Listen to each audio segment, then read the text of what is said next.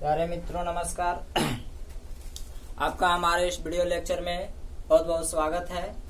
आज हम लोग अपने टॉपिक पर आगे बढ़ते हुए आप पहुंचे हैं लेंस का किरण आरेख, यानी लेंसों का किरण आरेख। लेंस का किरण आरेख क्या होता है, इसको समझने के लिए आपको वीडियो में अंत तक बने रहना होगा। तो आप वीडियो में अंत तक बने रहें, आपको जरूर समझ में आएगा। मित्रों, कहने का तात्पर्य है, सर्वप्रथम हम लोग ये जानते हैं कि अगर कोई वस्तु अंधेरे में रखा गया है तो वह हमें नहीं दिखाई दे सकता। अगर कोई वस्तु अंधेरे में रखा हुआ है तो वह हमें नहीं दिखाई दे सकता। इसका कारण यह है कि उस वस्तु पर प्रकाश नहीं है। यानी कहने का तात्पर्य यह है कि जब उस वस्तु का प्रकाश हमारी आंखों पर पड़ता है तब हमें उस वस्तु देखने का आभास होता है, यानी उस वस्तु का फोटो यानी प्रतिबिंब हमारी आंखों पर बनता है। ठीक है, यानी कहने का तात्पर्य है कि प्रतिबिंब बनने के लिए हमें वस्तु पर प्रकाश होना आवश्यक है, या वस्तु खुद प्रदीप्त हो या उससे प्रकाश निकल रहा हो, ये बात आवश्यक है। तो आपको यह बात ध्यान होना चाहिए कि प्रतिबिंब तभी बनाया जा सकता है जब वस्तु प्रकाशमान हो या उस पर प्रकाश पड़ रहा हो, तभी उसका प्रतिबिंब हमारी आंखों पर बनने का एहसास होता है, यानी बनता है। तो हमने कुछ उसी बातों को लिख रखा है। लेंस के सामने रखे प्रदीप्त यानी प्रकाशिक वस्तु का प्रतिबिंब, प्रदीप्त जिससे प्रकाश निकल रहा हो, प्रकाशिक जिसका पर कोई प्रकाश पड़ रहा हो, प्रदीप्त वस्तु का प्रतिबिंब लेंस बनाता है। अब सोचिए, हमारी आंखों में भी लेंस है। वह लेंस तभी प्रतिबिंब बनाता है जब किसी वस्तु पर प्रकाश रहता है, यानी वह प्रदीप्त होता है, प्रदीप्त अवस्था का होता है, यानी उसका प्रकाश हमारी आंखों पर पड़ता है। तो लेंस के सामने रखे प्रदीप्त वस्तु का प्रतिबिंब लेंस बनाता है, जिसके लिए वस्तु मतलब जो वस्तु रखा गया है, जिसके लिए वस्तु के किसी बिंदु से, मान लीजिए जो भी वस्तु लेंस के सामने रखा गया है उसके किसी बिंदु से कम 2 किरणें लेते हैं। देखिए, प्रतिबिंब बनने के लिए कोई भी वस्तु को हम लोग देख रहे हैं तो उससे कम 2 किरणें, ऐसे तो किरणों का समूह आता है, लेकिन प्रतिबिंब बनने के लिए कम से कम 2 किरण का होना आवश्यक है। जैसे कहने का तात्पर्य है, कोई वस्तु को हम लोग देख रहे हैं तो इसका मतलब है अनेकों किरण हमारी आंखों पर पहुंच रहा है, ये आप समझ सकते हैं। लेकिन अगर वस्तु नहीं देख रहे हैं, इसका मतलब उसका एक भी किरण नहीं आंखों पर पहुंच रहा है। ठीक है, तो कम से कम प्रतिबिंब बनने के लिए कितने किरण लेना आवश्यक है? 2 किरणों को लेना आवश्यक है। ये बात का अवश्य आपको ध्यान होना चाहिए। ये किरणें मतलब जो किरणें लेते हैं ये किरणें लेंस से अपवर्तन के बाद जिस बिंदु पर मिलते हैं या आते हुए प्रतीत होते हैं वही वस्तु का प्रतिबिंब होता है। मतलब कहने का तात्पर्य यही किरण मतलब वस्तु का जो किरण है लेंस से जब अपवर्तन होगा उसके बाद जिस बिंदु पर मिलेगा या आता हुआ प्रतीत होगा वही वस्तु का प्रतिबिंब या तो आभासी होगा या काल्पनिक होगा। ठीक है, या तो आभासी या सीधा मतलब सीधा होगा, यानी आभासी होगा या काल्पनिक, जैसा भी प्रतिबिंब होगा वो बनेगा कब? जब वही किरण लेंस से अपवर्तन के बाद जिस बिंदु पर मिलेगा या आता हुआ प्रतीत होता है वही वस्तु का प्रतिबिंब होता है, जिसका महत्वपूर्ण बिंदु निम्नलिखित है। मित्रों, प्रतिबिंब बनने के लिए 3 महत्वपूर्ण स्थितियों को बनाया गया है कि हम लोग किरण को कहां से गुजारें जिसका हम लोग प्रतिबिंब प्राप्त कर सकते हैं। तो 3 महत्वपूर्ण बिंदु को पहले मैं बता दूं। जब लेंस के प्रकाश केंद्र से गुजरती किरण, यानी जब किरण कहां से गुजर रहा हो? लेंस के प्रकाश केंद्र से। दूसरा स्थिति में हमने लिख रखे हैं लेंस के समांतर आपतित किरण, मतलब जब किरण लेंस के समांतर आपतित हो रहा हो। तीसरा कंडीशन हम लोग पढ़ेंगे जब किरण लेंस के फोकस से आपतित हो रहा हो। तो आइए एक बार फिर से आपको थोड़ा परिभाषा पहले बता दें। लेंस के सामने रखे प्रदीप्त अथवा प्रकाशिक वस्तु का प्रतिबिंब लेंस बनाता है। याद रखें, आप प्रदीप्त वस्तु या जिसका प्रकाश न हो उसका प्रतिबिंब बनना संभव नहीं है। इंपॉर्टेंट बात होगा आपके लिए। जिसके लिए वस्तु के किसी भी बिंदु से, वस्तु के कोई बिंदु से, मान लीजिए कि अंधेरे में फुटबॉल रखा हुआ है और वह हमें दिखाई नहीं देगा, लेकिन फुटबॉल के जिस भी भाग पर प्रकाश पड़ेगा वह हमें दिखाई देगा। यानी कोई भी भाग पर प्रकाश पड़ रहा है मतलब किसी बिंदु पर प्रकाश पड़ेगा तो वह हमें दिखाई देगा। ये उसी को कहा जा रहा है कि किसी भी बिंदु से कम 2 किरण लेते हैं, और यही किरणें लेंस से अपवर्तन के बाद जिस बिंदु पर मिलते हैं आते हुए प्रतीत होते हैं वही बिंदु वस्तु का प्रतिबिंब कहलाता है। ठीक है, प्रतिबिंब कैसा होगा हम लोग आगे पढ़ेंगे, जिसका महत्वपूर्ण बिंदु निम्नलिखित है। ठीक है, पहला कंडीशन है मतलब किरण को कहां से गुजारे और कैसा प्रतिबिंब बनेगा। तो पहला कंडीशन, लेंस के प्रकाश केंद्र से गुजरती हुई किरण।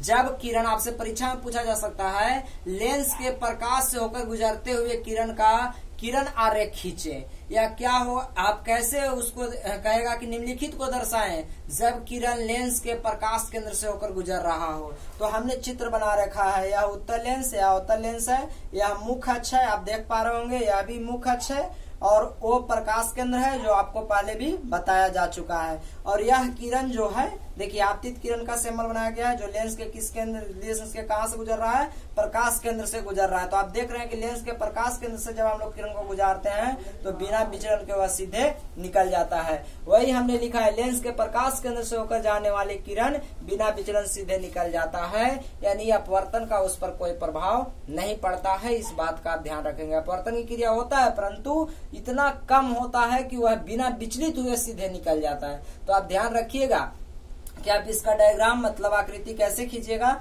जब लेंस के प्रकाश केंद्र से किरण गुजरता हो। तो आइए अब हम लोग आगे बढ़ते हैं। लेंस के समांतर आपतित किरण आप पिछले क्लास में पढ़ चुके हैं। जब समांतर किरण पुंज लेंस से होकर गुजरता है तो वह मुख्य बिंदु पर अभिसरित या अपसरित होता है, मतलब मिलता है या फैलता हुआ प्रतीत होता है। तो आइए अब हम लोग इसके बारे में पढ़ेंगे। इतना परिभाषा आप पॉज करके वीडियो और लिख सकते हैं, लेकिन इम्पोर्टेंट बात होना चाहिए, प्रदीप्त या प्रकाशित वस्तु का ही प्रतिबिंब बन सकता है। कम से कम 2 किरण की आवश्यकता होता है। अपवर्तन के बाद जिस बिंदु पर मिलता है यानी फोकस होता है वही प्रतिबिंब बनता है। तो आइए अब हम लोग वीडियो में आगे बढ़ते हैं, लेंस के समांतर आपतित किरण को और रेख को समझते हैं, फिर तीसरा कंडीशन में भी चलेंगे। तो आइए आगे देखते हैं। हम लोग अपने वीडियो लेक्चर में आगे बढ़ते हुए 2 कंडीशन और देखना है। पहले हम लोग देख चुके हैं कि लेंस के प्रकाश केंद्र से जब किरण गुजरता है तो क्या होता है। दूसरा कंडीशन, लेंस के मुख्य अक्ष के समांतर आती किरणें, ठीक है। और तीसरा है लेंस के फोकस से आती किरणें या प्रथम फोकस से आती किरणें।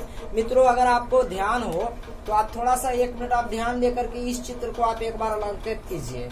एक बार केवल इस चित्र को आप ध्यान देखिएगा, दोनों का आंसर मिल जाएगा। जब हम लोग पढ़ रहे थे पहली बार फोकस के बारे में तो हमने ऐसे गुजारा था किरणों को।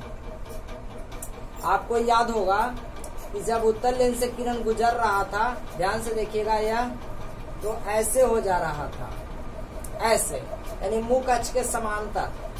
और यही समांतर किरण जब यहाँ से आया था, ध्यान दीजिएगा, जब यही समांतर किरण यहाँ से गुजरा था तो यह जाकर के एक बिंदु पर ऐसे मिल गया था। अगर आपको ध्यान आ रहा हो तो हमने इसको प्रथम फोकस और इसको हमने द्वितीय फोकस कहा था। आपको शायद यह चित्र याद होगा। अगर आपको यह चित्र याद है तो आप गौर से देखिए, यह कहीं न कहीं यही वाला कंडीशन, यह कंडीशन यह है। आपको इसको भी आप ऐसे लाइए और यहाँ समांतर कर दीजिए। देखिए यह कंडीशन आपको इससे मिल रहा है और यह कंडीशन आपको इससे मिल रहा है। इसको भी आप यहाँ से ऐसे पार कर सकते हैं। आप एक बार गौर से देखिए, यह F1 का कंडीशन आपको इससे मिल रहा है, F2 का कंडीशन आपको इससे मिल रहा है। आप एक बार ध्यान से आप जाइए, पीछे के वीडियो को देखिए या पीछे आप जो फेर बनाए होंगे उसको देखिए। तो हमने इसको प्रथम फोकस कहा था और इसको हमको द्वितीय फोकस कहा था। तो मित्रों हमने यही चित्र को केवल अलग अलग कंडीशन में लिख दिया। क्या? तो आप खास समझने से पूर्व ग से देखिए, लेंस के फोकस से आती किरण यानी प्रथम फोकस से आती किरण। तो मित्रों आप यहाँ देखिए, इस चित्र को आप गौर से देखिए, इस चित्र को। तो लेंस के प्रथम फोकस से आने वाली किरण जब लेंस से अपवर्तन होता था तो वह मुख्य अक्ष के समांतर हो जाता था। आपको जरूर याद होगा, ठीक है, आपको याद होगा। तो वही हमने कहा कि लेंस के फोकस से जब किरण आता है, यह भी आपको अवतल में भी याद होगा। हमने इस तरह से डायग्राम कहिएगा तो अवतल वाला भी अभी आपको बना करके हम दिखा सकते हैं। यहाँ से किरण ऐसे जाता था और यहाँ चला जाता था, ठीक है। दोनों चित्र को आप देखिए। तो प्रथम फोकस से आने वाली किरण, इसको आप ऐसे भी बढ़ा सकते हो, इस चित्र को आप ऐसे भी बना सकते हैं, ठीक है। इस चित्र को आप ऐसे भी बना सकते हैं या अवतल के भी दोनों कंडीशन से आप बना सकते हैं। तो आइए बिना विलंब किए जल्दी समझ लेते हैं। लेंस के फोकस से आती किरण, लेंसों के फोकस से आती किरणें लेंस से अपवर्तन के बाद मुख्य अक्ष के समांतर हो जाता है। केवल इसी डायग्राम को आप याद रखिए, सबका उत्तर हो जाएगा। तो जब प्रथम फोकस से आ रहा है किरण तो मुख्य अक्ष के क्या हो गया? समांतर हो गया। या आप पहले पढ़ चुके हैं, ठीक है। अच्छा, फिर आगे हम लोग बढ़ रहे हैं, इसको हम लोग डॉट डॉट करके ऐसे ले भी जा सकते थे। ठीक है, फिर हम लोग दूसरे कंडीशन में इस पर आ रहे हैं, लेंस के मुख्य अक्ष के समांतर किरणें। फिर इसी को कहे थे कि जब यह किरण, यही समांतर किरण जब लेंस से होकर गुजरता है तो पुनः एक बिंदु पर अभिसरित होता है। मतलब मुख्य अक्ष के एक बिंदु पर अभिसरित होता है, जिसको मुख्य फोकस या मुख्य फोकस, लेंस का मुख्य फोकस या द्वितीय फोकस कहा जाता था। इसी चित्र को हमने यहाँ पे देखिए ऐसे लाएंगे और यहाँ बढ़ा देंगे, ऐसे लाए इधर बढ़ा दिए, यहाँ से भी लाए इधर बढ़ा दीजिए और पीछे भी आप ले जा सकते हैं। इस डॉट को आप यहाँ डॉट डॉट डॉट डॉट पीछे भी ले जा सकते हैं, या आप पहले पढ़ चुके थे। ठीक है, तो आइए, यह क्या था मित्रों, इस चित्र को आप ऐसे किए थे, वहां पे इस तरह से चला गया था और यह लाइन आपको डॉट डॉट के हिसाब से बचा हुआ था। तो अब आगे हम लोग चलते हैं, दूसरा कंडीशन हम तीसरा देखें। दूसरा, तो लेंस के मुख्य अक्ष के समांतर आने वाले, मुख्य अक्ष के जो समांतर किरण आता है वह क्या हो जाता है, ये मुख्य अक्ष के एक बिंदु पर मिलता है, जिसे द्वितीय फोकस कहते हैं। तो वही हमने कहा, उत्तर लेंस के मुख्य अक्ष के समांतर आने वाली किरण अपवर्तन के बाद किरण मुख्य अक्ष यानी मुख्य फोकस पर आता हुआ प्रतीत होता है, जो आप पढ़ चुके हैं। ठीक है, प्रतीत होता है। जबकि अवतल लेंस में मुख्य अक्ष के समांतर आती किरण लेंस से अपवर्तन के बाद मुख्य अक्ष के किसी बिंदु से आता हुआ प्रतीत होता है। आपको यह बताया गया था कि अवतल लेंस में जब किरण आता है, मुख्य अक्ष के समांतर आता है, तो देखिए यह अवतल लेंस से मुख्य अक्ष के समांतर आने वाली किरण लेंस से अपवर्तन के बाद यह किरण को हम लोग पीछे बढ़ाते हैं तो मुख्य अक्ष के एक निश्चित बिंदु से आता हुआ प्रतीत होता है। या कह सकते हैं कि अवतल लेंस में मुख्य अक्ष उत्तल लेंस में अभिसरित होता है और उत्तल लेंस में अपसरित होता है। तो यह डायग्राम आप इसके हिसाब से केवल दोनों डायग्राम को बना सकते हैं। यह पहला कंडीशन इस डायग्राम का या दूसरा कंडीशन इस डायग्राम का। तो आप तीनों कंडीशन याद रखिएगा। जब लेंस के प्रकाश केंद्र से होकर किरण गुजरता है तो बिना विचलन के सीधे निकल जाता है। लेंस के फोकस से आता है किरण, जब लेंस के प्रथम फोकस से आता है, देखिए लेंस के प्रथम फोकस से आने वाली किरण लेंस से अपवर्तन के बाद मुख्य अक्ष के समांतर हो जाता है। ठीक है, और फिर वही समांतर किरण लेंस से होकर गुजरता है तो लेंस से अपवर्तन के बाद मुख्य अक्ष के एक निश्चित बिंदु, देखिए मुख्य अक्ष के एक निश्चित बिंदु पर मिलता हुआ प्रतीत होता है। मतलब अभिसरित या अपसरित होता है, जिसको द्वितीय फोकस या मुख्य फोकस भी कहा जाता था। तो आशा करते हैं आपको यह जरूर समझ में आया होगा।